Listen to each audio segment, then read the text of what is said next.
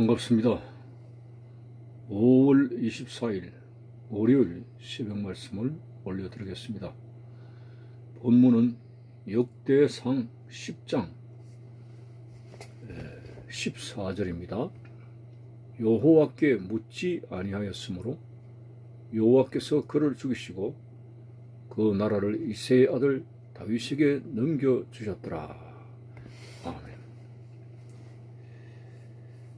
사울이 이스라엘의 초대 왕입니다. 그 전에는 하나님이 직접 백성들을 관여하시는 신정 정치를 이루었습니다만, 백성들이 우리도 왕을 세워서 섬기게 해달라, 이것은 하나님 앞에 매우 슬픈 소식이 아닐 수가 없습니다. 이 백성들이 하나님보다도 사람을 더 의지하려고 하는구나, 내가 직접 그들을 통치하는 걸 싫어하는구나, 이렇게 느끼셨던 거죠.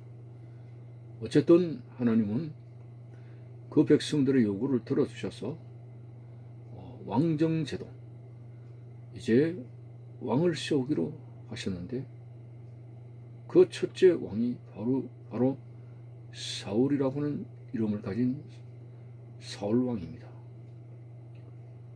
그는 키도 크고 아마 상당히 외모가 괜찮은 사람인 것 같습니다.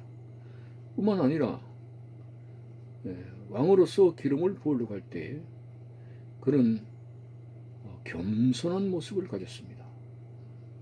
사람들에게 나서기로 두려워했고 숨어있던 자를 찾아내서 왕으로 세우셨습니다. 그의 신앙생활의 출발은 매우 좋았습니다.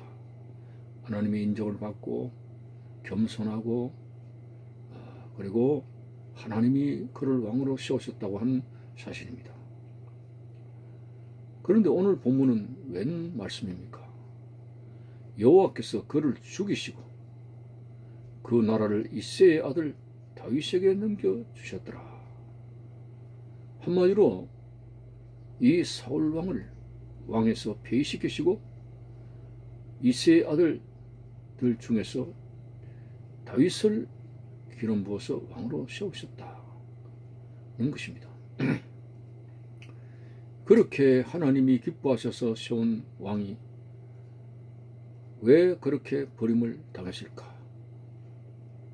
이런 관점에서 우리는 사울을 주목하지 않을 수가 없습니다. 사울 왕의 그 생애를 잠시 살펴봤더니 큰 문제점이 있었습니다. 처음에는 겸손하였으나 왕의 생활을 하는 동안에 그가 여호와의 말씀을 청종하지 아니하고 하나님의 말씀보다도 욕심을 따라갔으며, 하나님께 답답한 심정을 아뢰며 묻지를 아니하고 점쟁이를 찾아가서 자신의 길을 물었다는 것은 하나님의 진노를 격발시키는 그런 일이 아닐 수가 없습니다. 그래서 하나님은 결국은 사울 왕을 죽이시기로 작정하셨고 다윗을 세웠던 것입니다. 어찌하여 큰 용사가 길보아산 전투에서 하나님 앞에 버림받은 자로서 칼에 엎드려져 죽었는가? 안타까운 일이 아닐 수가 없습니다. 하지만은 오늘 이것이 신앙의 역사상의 거울이 되면서 우리는 사울 왕처럼 이렇게 살아서는 안 되겠구나 하는 그러한 조심성을 가져야 된다고 하는 겁니다. 뭡니까? 처음에는 신앙생활을 교묘하게 하나님을 의지하며 시작했다가 나중에는 그가 마음이 교만해서 물질을 더 사랑하고 점쟁이를 더 의지하고 하나님의 말씀을 버렸다는 그런 사실입니다. 늘 우리 교인들에게 하는 말이 신앙생활의 시작도 중요하지만 과정도 좋아야 되고 마지막 하나님 앞에 부름받아가는 그날까지 온전히 신앙 가운데 서 있는 것이 중요하다. 그러나 사울은 처음은 시작은 좋았지만 그 살아가는 과정과 마침이 너무나 하나님을 배신하고 교만하고 그리고 버림을 당했습니다. 처음에 하나님 앞에 겸허하게 시작했습니까? 죽을 때까지 우리 죄인된 본분을 알고 교만하지 아니하고 겸허하게 하나님을 의지한다면 하나님이 우리를 버릴 이유가 뭐가 있겠습니까? 하나님 앞에 결정적으로 버림을 당하는 이유가 바로 교만이라고 하는 것이고 그리고 하나님을 의지하지 아니한다고 하는 것입니다. 아말렉과의 전쟁에서 사무엘 선지자를 통해서 그 전리품을 취하지 말라고 했지만은 사울은 욕심이 나서 튼튼한 양들과 그리고 얼마의 전리품을 취했던 것 같습니다. 그때 사무엘이 왕이 한 것이 무엇이냐라고 했을 때 사울은 급히 변명을 하죠. 이걸 하나님께 드리려고 가져온 것 뿐입니다. 하나님께 자기 욕심으로 전리품을 취해놓고는 하나님의 이름을 이용해서 자기 자신의 욕심을 덮으려고 합니다. 그때 사무엘 선지자는 그래 제사를 지내려고 전리품을 하나님이 하지 말라고 했던 것을 불순종해가면서 이 전리품을 취했단 말이죠. 그때 사무엘이 한 유명한 말씀, 순종이 제사보다 낫습니다. 이런 말씀을 했습니다. 하나님 앞에 불순종해가면서 하나님의 말씀을 거역해가면서 제사를 드리고 제물을 가져온다고 하는 거, 그거 잘못됐다는 말입니다. 어쨌든 오늘 이 말씀에서 우리는 두렵고 떨리는 마음으로 늘 내 자신을 점검해야 됩니다. 왜냐하면 신앙생활의 구원은 과정 중에 있기 때문에 그렇습니다. 우리는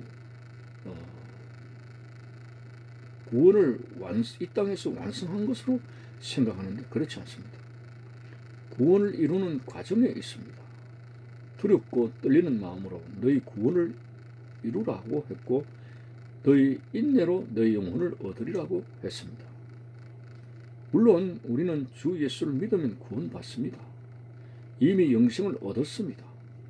그런데 문제는 예수님을 믿음으로 이미 얻은 영생을 우리가 변질됨으로 말미암아 신앙에서 떨어져 나가는 우려가 있기 때문에 항상 두렵고 떨리는 마음으로 너희 구원을 이루어 가라는 주님의 말씀을 기억해야 됩니다.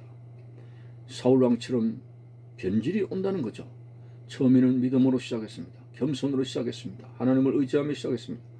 그러나 과정과 나중에는 이 사람이 하나님보다도 재물을 더 사랑하고 하나님의 말씀보다도 박수무당의 말을 의지하게 되는 이 변질이 왔다고 하는 것입니다. 그래서 예수를 믿음으로 영생을 이미 얻었지만 이미 이 얻은 영생을 사탄 마귀가 교만하게 만들어 영생의 선물을 파괴시킬 수 있다는 그런 여지 앞에서 우리는 항상 물어섰다고 생각하는 자는 넘어질까 조심하라는 바울의 충고에도 우리는 귀를 기울여야 됩니다. 우리가 아는 기독교 이단 가운데 구원표라고 하는 것이 있습니다. 구원표는 한번 예수를 믿으면 미래까지 짓는 죄까지 다 용서받았기 때문에 구원이 확정되었다고 말을 합니다. 내가 지을 앞으로의 죄까지도 용서받았다. 말도 안 되는 것이죠. 그렇다면 예수님께서 굳이 회개하라, 천국이 가까이 왔느니라고 회개에 대해서 독촉하지 않았을 것입니다.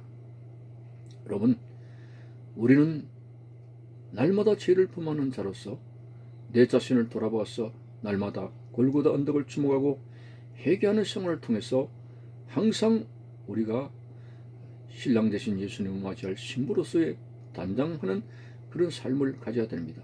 나를 돌아봐야 됩니다. 나는 완벽하지 못합니다. 내가 또 변심을 일으켰는가? 교만하지 않았는가?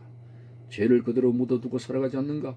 항상 내 자신을 돌아보면서 신앙생활의 시작도 중요하지만은 과정도 중요하고 하나님이 나를 불러가실 때 마지막까지 신앙 고백으로서 하나님께 영광을 돌릴 수 있는 견고한 믿음의 사람이 되시기를 바라는 것입니다. 감사합니다.